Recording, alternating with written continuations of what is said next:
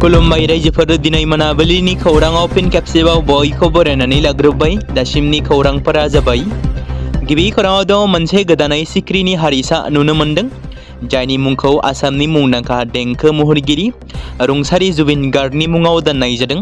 मिथिनो मोननाय बायदिब्ला अरुणाचल प्रदेशनि बसर ओनसोलाव बिजिरसंनाय समाव बिजिरसंगिरि रसन उपाध्याय आरो कलेज सदाशिवा बे गोदान हारिसाखौ सिनायथिनो हादों आरो बे जाथोनि सिखिरिखौ जुबिन गार्गी मुं दोननाय जादों। रसन उपाध्याया फोरमायनाय बायदिब्ला बे गोदान हारिसानि मुंखौ मुंदांखा भारतारि रोजाबगिरि आरो हारिमुआरि आइकन स्टार जुबिन गार्गनि सन्मानाव दोननाय जादों।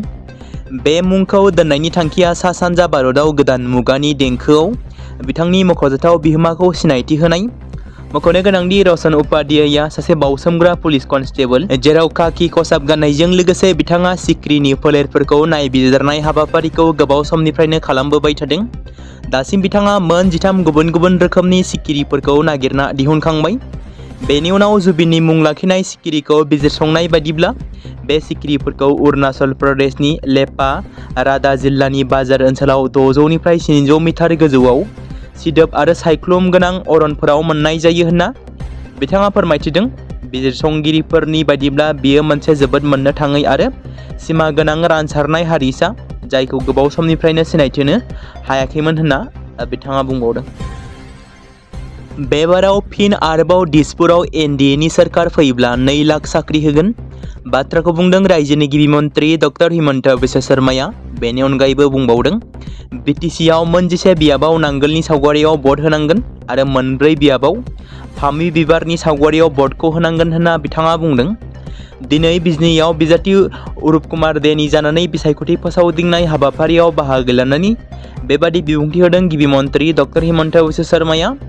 बेनि गेजेराव नोंथांमोना सोरखौ बे बारनि बिधानसभा थामहिनबा आसाम बिधानसभा बिसायख'थिनि फिथाइ बादियै आसामाव सोर सोरखार खुंथायाव फैगोन, नोंथांमोना कमेन्टनि गेजेरजों फोरमायहरनो हागोन आरो आसामनि सोर चिफ मिनिस्टार जागोन बेखौबो नोंथांमोना कमेन्टनि गेजेरजों लिरहरनो हागोन। दिनैनिफ्राय जागायगोन इन्डियान प्रिमियार लिग सिजन 19आ।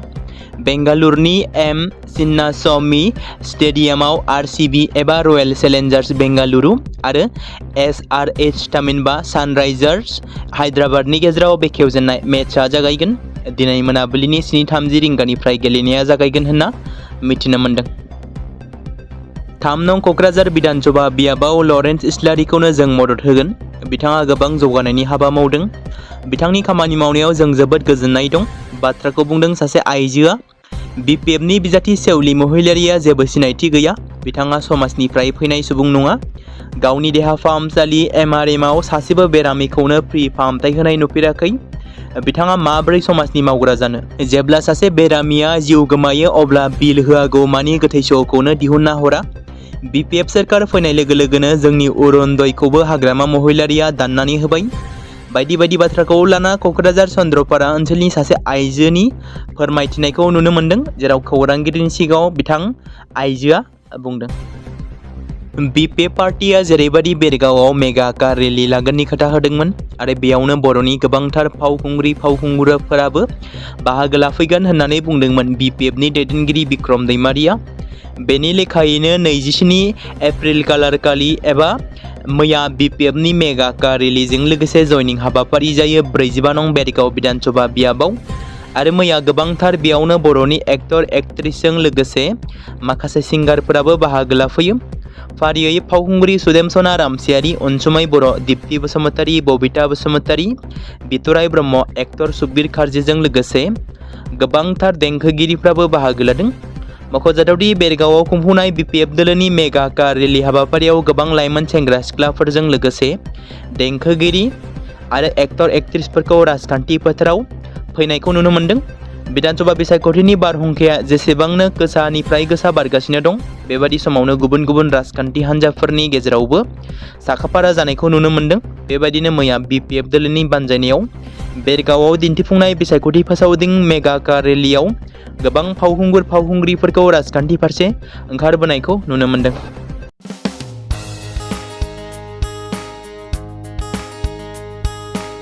बे समाव मोनसे गोजोनथाव खौरां बिटिसि हालामनि रायजो राजाफोरनि थाखाय मोनसे गोनां फोसावथाय। क'क्राझार जिल्लानि सिङाव थानाय बड'लेण्ड एकाडेमि सिनियर सेकेन्डारि स्कुला लानानै फैदों गोजोनथाव खौरां।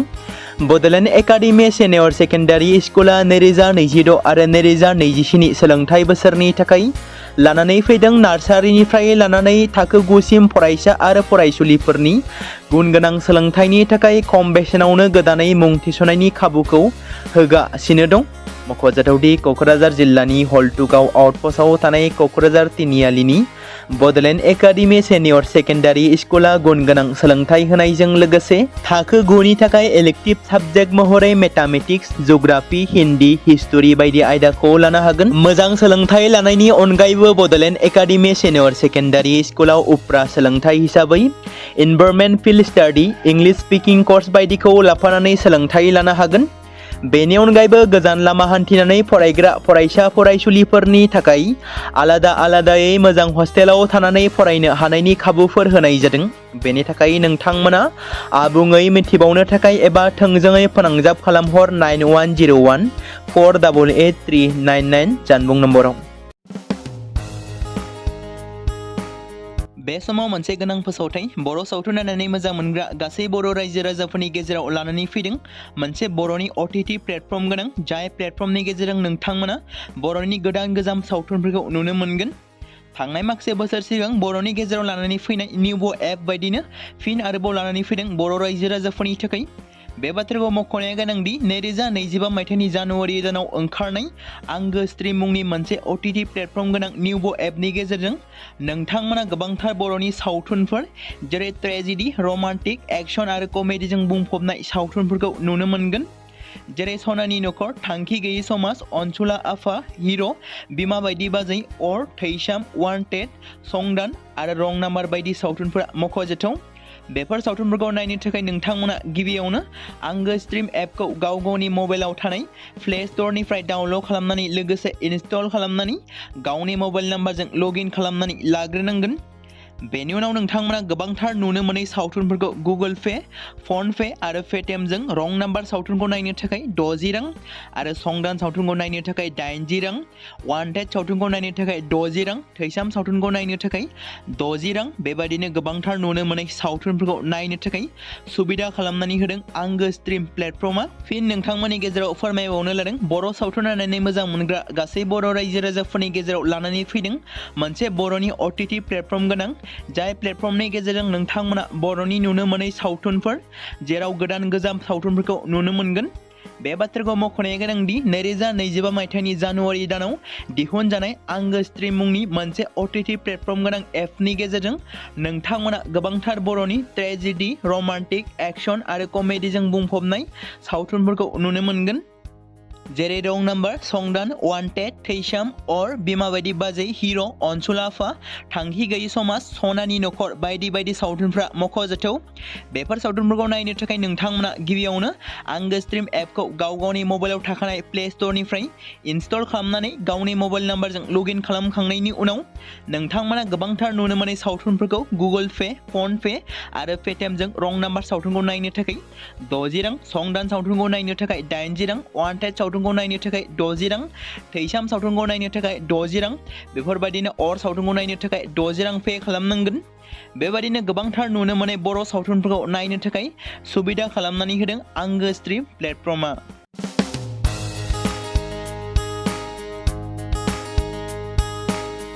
बे समाव मोनसे गोजोनथाव खौरां बिटिसि हालामनि रायजो राजाफोरनि थाखाय मोनसे गोनां फोसावथाय। क'क्राझार जिल्लानि सिङाव थानाय बड'लेण्ड एकाडेमि सिनियर सेकेन्डारि स्कुला लानानै फैदों गोजोनथाव खौरां। बड'लेण्ड एकाडेमि सिनियर सेकेन्डारि स्कुला 2026 आरो 2027 सोलोंथाइ बोसोरनि थाखाय लानानै फैदों नार्सारिनिफ्राय लानानै थाखो 9 सिम फरायसा आरो फरायसुलिफोरनि गुन गोनां सोलोंथाइनि थाखाय खम बेसेनावनो गोदानै मुं थिसननायनि खाबुखौ होगासिनो दं। मख'जाथावदि क'क्राझार जिल्लानि हल्टुगाव आउटपस्टआव थानाय क'क्राझार तिनिआलिनि बड'लेण्ड एकाडेमि सिनियर सेकेन्डारि स्कुला गुन गोनां सोलोंथाइ होनायजों लोगोसे थाखो 9 नि थाखाय इलेक्टिभ साबजेक्ट महरै मेथामेटिक्स, जिअग्राफी, हिन्दी, हिस्टरी बायदि आयदाखौ लानो हागोन। मोजां सोलोंथाइ लानायनि अनगायैबो बड'लेण्ड एकाडेमि सिनियर सेकेन्डारि स्कुलाव उफ्रा सोलोंथाइ हिसाबै environment field study, English speaking course बायदिखौ लाफानानै सोलोंथाइ लानो हागोन। बेनि अनगायैबो गोजान लामा हान्थिनानै फरायग्रा फरायसा फरायसुलिफोरनि थाखाय आलादायै मोजां हस्टेलाव थानानै फरायनो हानायनि खाबुफोर होनाय जादों। बेनि थाखाय नोंथांमोना आबुङै मिथिबावनो थाखाय एबा थोंजोङै फोनांजाब खालामहर 9101 488 399 जानबुं नम्बराव। बे समाव मोनसे गोनां फोसावथाय बर' सावथुन नायनानै मोजां मोनग्रा गासै बर' रायजो राजाफोरनि गेजेराव लानानै फैदों मोनसे बर'नि OTT प्लेटफर्म गोनां, जाय प्लेटफर्मनि गेजेरजों नोंथांमोना बर'नि गोदान गोजाम सावथुनफोरखौ नुनो मोनगोन। थांनाय माखासे बोसोर सिगां बर'नि गेजेराव लानानै फैनाय निउबो एप बायदिनो फिन आरोबाव लानानै फैदों बर' रायजो राजाफोरनि थाखाय।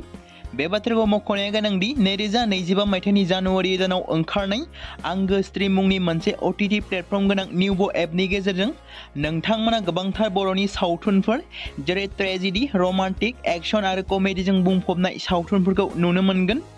जेरै सनानि नखर, थांखि गैयै समाज, अनसुला आफा, हिर', बिमा बायदि बाजै, अर, थैसाम, वान्टेड, संदान आरो रं नाम्बार बायदि सावथुनफोरा मख'जाथाव। बेफोर सावथुनफोरखौ नायनो थाखाय नोंथांमोना गिबियावनो आंगो स्ट्रिम एपखौ गावनि मबाइलाव थानाय प्ले स्ट'रनिफ्राय डाउनल'ड खालामनानै लोगोसे इनस्टल खालामनानै गावनि मबाइल नाम्बारजों लगइन खालामनानै लाग्रोनांगोन। बेनि उनाव नोंथांमोना गोबांथार नुनो मोनै सावथुनफोरखौ गुगोल पे, फन पे आरो पेटिएमजों रं नाम्बार सावथुनखौ नायनो थाखाय 60 रां आरो संदान सावथुनखौ नायनो थाखाय 80 रां, वान्टेड सावथुनखौ नायनो थाखाय 60 रां, थैसाम सावथुनखौ नायनो थाखाय 60 रां बेबायदिनो गोबांथार नुनो मोनै सावथुनफोरखौ नायनो थाखाय सुबिदा खालामनानै होदों आंगो स्ट्रिम प्लेटफर्मा। फिन नोंथांमोननि गेजेराव फोरमायबावनो लादों बर' सावथुन नायनानै मोजां मोनग्रा गासै बर' रायजो राजाफोरनि गेजेराव लानानै फैदों मोनसे बर'नि OTT प्लेटफर्म गोनां, जाय प्लेटफर्मनि गेजेरजों नोंथांमोना बर'नि नुनो मोनै सावथुनफोर जेराव गोदान गोजाम सावथुनफोरखौ नुनो मोनगोन। बे बाथ्राखौ मख'नाया गोनांदि 2025 मायथाइनि जानुवारि दानाव दिहुनजानाय आंगो स्ट्रिम मुंनि मोनसे OTT प्लेटफर्म गोनां एपनि गेजेरजों नोंथांमोना गोबांथार बर'नि ट्रेजेडि, रमान्टिक, एक्शन आरो कमेडिजों बुंफबनाय सावथुनफोरखौ नुनो मोनगोन। जेरै रं नाम्बार, संदान, वान्टेड, थैसाम, अर, बिमा बायदि बाजै, हिर', अनसुला आफा, थांखि गैयै समाज, सनानि नखर बायदि बायदि सावथुनफ्रा मख'जाथाव। बेफोर सावथुनफोरखौ नायनो थाखाय नोंथांमोना गिबियावनो आंगो स्ट्रिम एपखौ गावनि मबाइलाव थाखानाय प्ले स्ट'रनिफ्राय इनस्टल खालामनानै गावनि मबाइल नाम्बारजों लगइन खालामखांनायनि उनाव नोंथांमोना गोबांथार नुनो मोनै सावथुनफोरखौ गुगोल पे, फन पे आरो पेटिएमजों रं नाम्बार सावथुनखौ नायनो थाखाय 60 रां, संदान सावथुनखौ नायनो थाखाय 80 रां, वान्टेड सावथुनखौ नायनो थाखाय 60 रां, थैसाम सावथुनखौ नायनो थाखाय 60 रां बेफोरबायदिनो अर सावथुनखौ नायनो थाखाय 60 रां पे खालामनांगोन। बेबायदिनो गोबांथार नुनो मोनै बर' सावथुनफोरखौ नायनो थाखाय सुबिदा खालामनानै होदों आंगो स्ट्रिम प्लेटफर्मा।